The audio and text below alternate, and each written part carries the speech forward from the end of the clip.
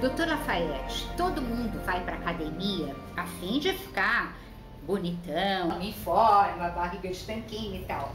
Mas parece que se não fizer tudo ali pelo book, não vai dar certo, não é? É isso mesmo, Isabel. As pessoas estão hoje em dia cada vez mais frequentando academias e o que a gente vê acontecer é que elas vão buscar saúde na academia e acabam aparecendo dores que antes não existiam. Essas dores normalmente são causadas por movimentos de repetição nas pessoas que têm alguma anormalidade da anatomia. E há pouco tempo atrás, há coisa de 12 anos atrás, 15 anos atrás, em 2000, 2002, teve um médico chamado Reinhold Ganz, da Suíça, que descobriu que o fêmur, que é esse osso aqui que une a perna, a coxa, a bacia, às vezes ele apresenta alguma alteração nesta região aqui. Ele pode ter um pequeno caroço, que a gente chama de deformidade tipo Kahn. Ou, às vezes, pode ter uma deformidade que acontece em 25% dos homens. Ou, às vezes, a deformidade pode ser aqui no acetábulo, no soquete, que é essa peça daqui. Aqui nós temos um quadril, né? O quadril é a articulação do fêmur com a bacia. Então, esta peça aqui chama acetábulo, esta aqui é o fêmur. 15% das mulheres têm algum problema aqui e 25% dos homens têm algum problema aqui.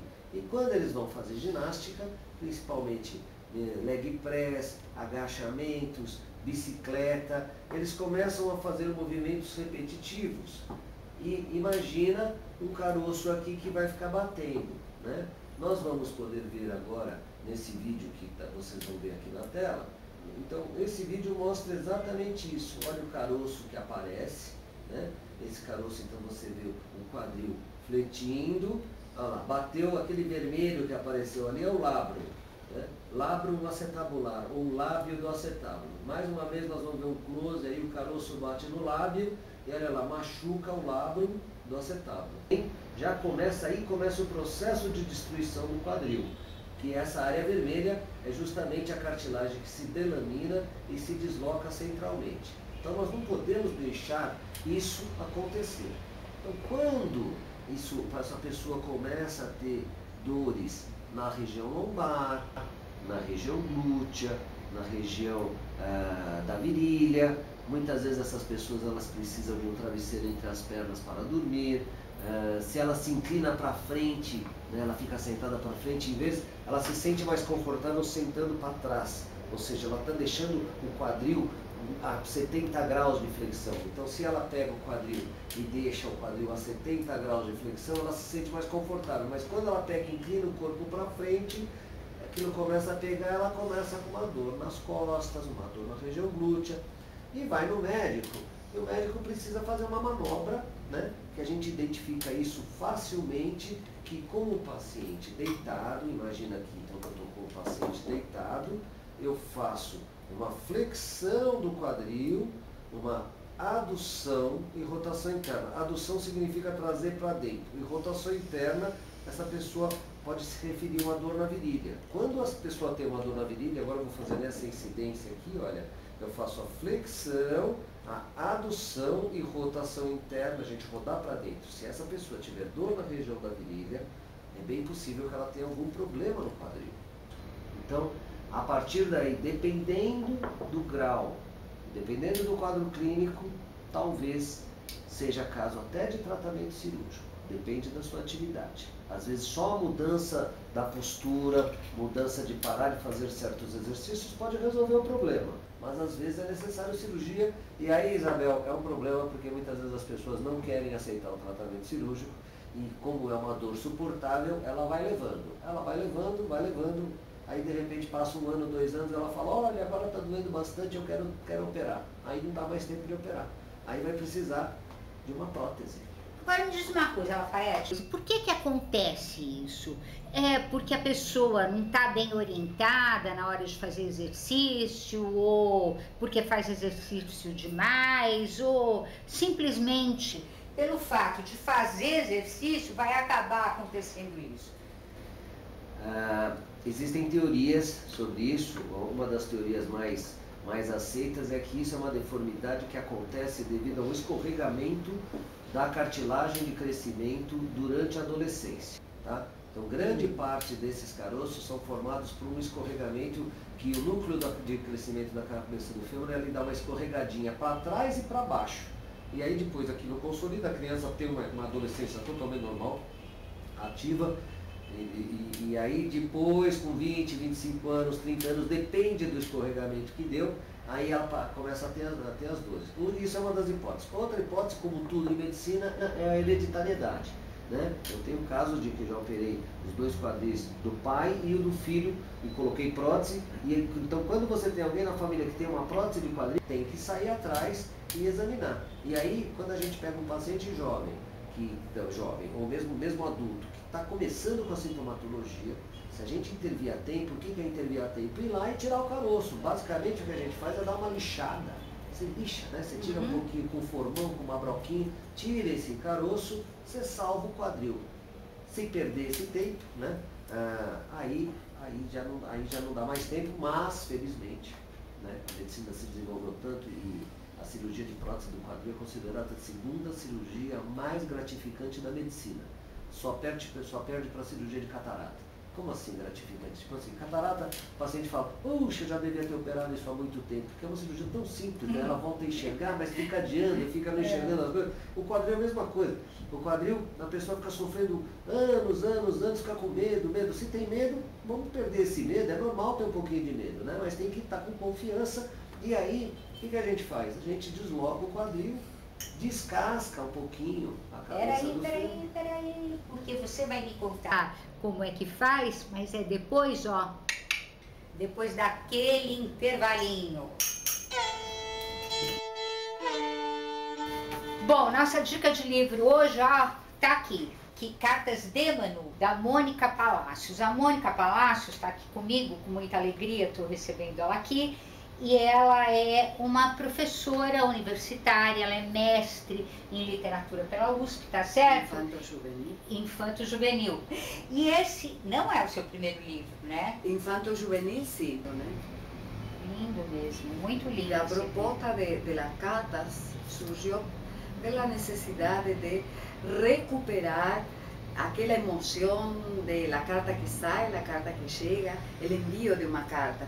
Porque as crianças agora com a internet e o mundo tão globalizado, só escrevem a Papai Noel.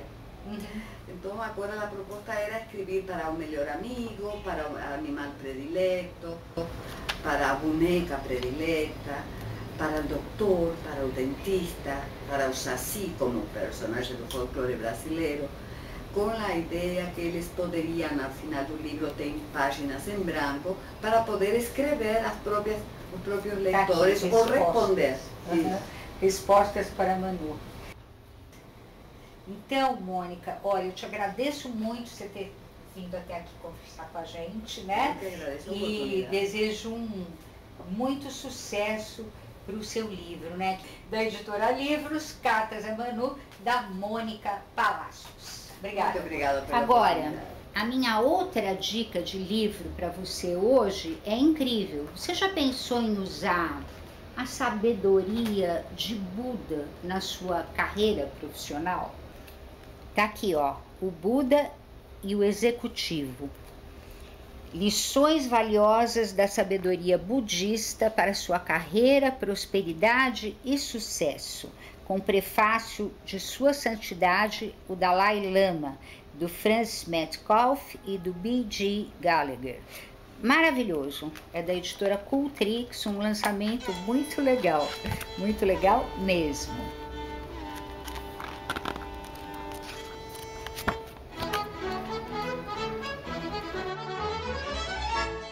Bom, nós fomos para o intervalo e você, Lafayette, falou que ia me dizer como é que conserta esse treco, né? Mas você falou dos homens. Eu quero saber das mulheres. Depois você conta como é que conserta. Primeiro Nossa, me responde isso. Isabel, ainda bem que você me lembrou. Realmente, eu atendo muitos jogadores de futebol, pessoal os boleiros que a gente diz, mas as mulheres também têm, e elas têm elas podem ter esse caroço também, mas esse caroço é mais frequente nos homens.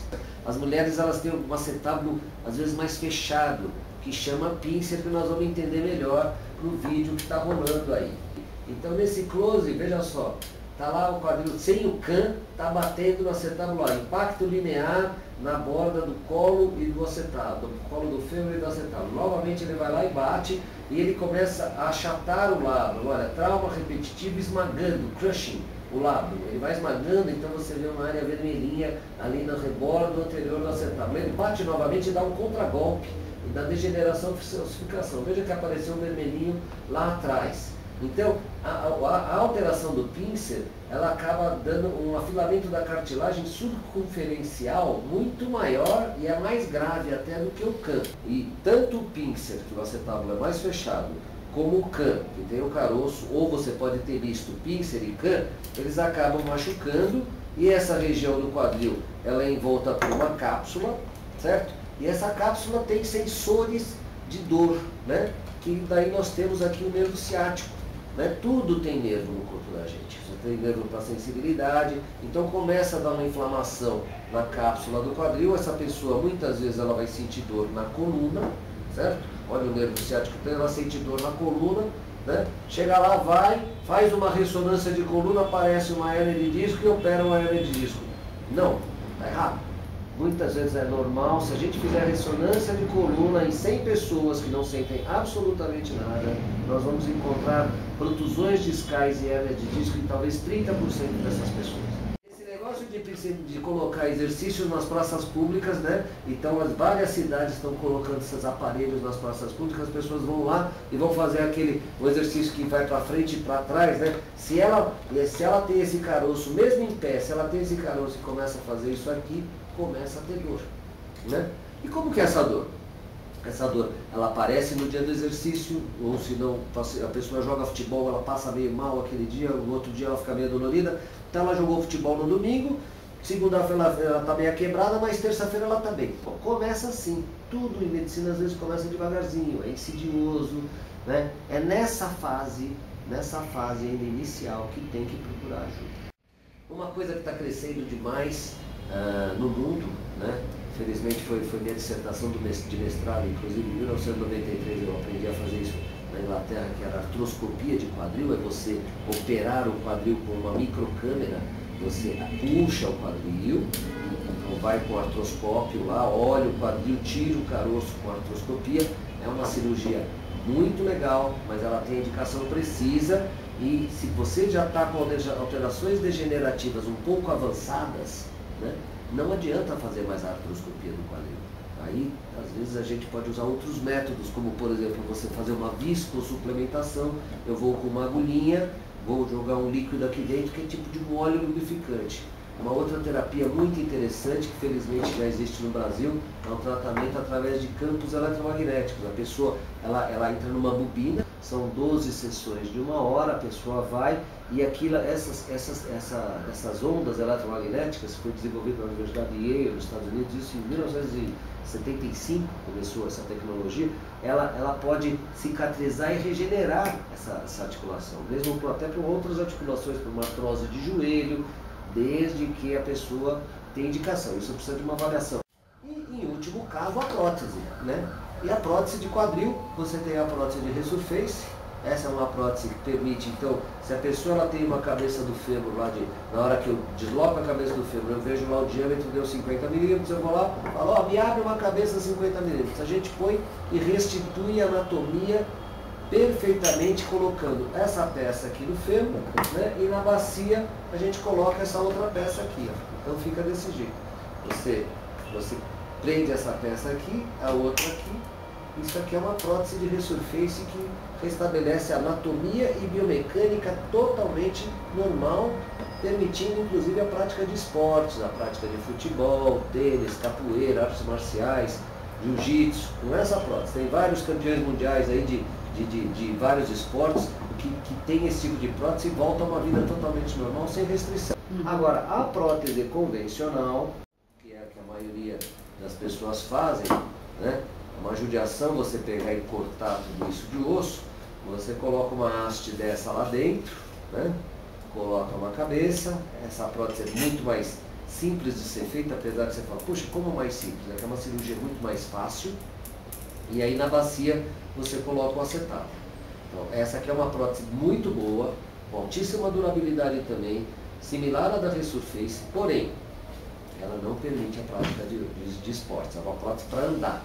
E agora? O SUS cobre isso? O plano de saúde cobre? Ou ainda é para poucos?